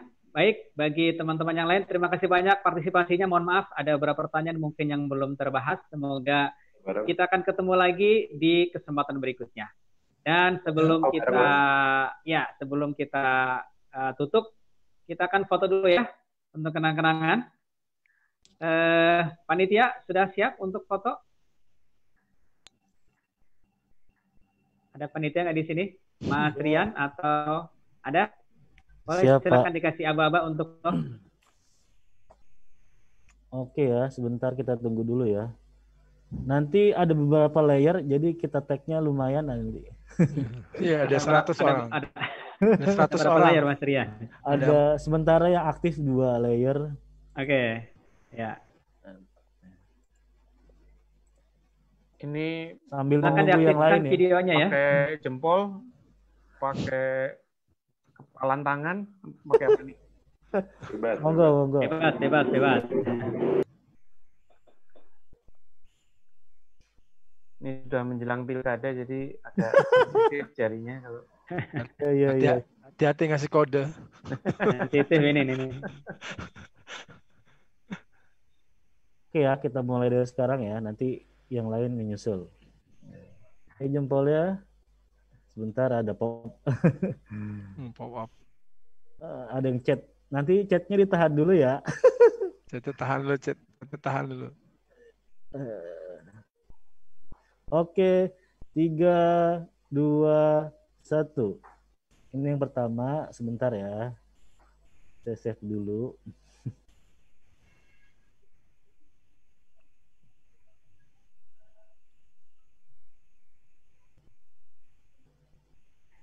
Lagi. Sebentar. Oke. Yang kolom kedua. Oke. 3. Ya, lalu. Sabar. Jangan chat dulu. 3. Tahan dulu chatnya. 2, 1. Oke. Terima kasih Mas. Terima kasih teman-teman semuanya atas kehadirannya, diskusinya. Kita tutup dengan baca hamdalah rabbil alamin. Assalamualaikum warahmatullahi wabarakatuh. Waalaikumsalam warahmatullahi wabarakatuh. Hidup ini Bu. Jazakallah Dr. Yan. Sampai jumpa. Insyaallah. Izinlah, terima kasih. Izinlah ya. Terima kasih Dr. Yon. Terima kasih Arbono. Ya, terima kasih sama-sama. Terima kasih teman-teman IMZ. Sama-sama.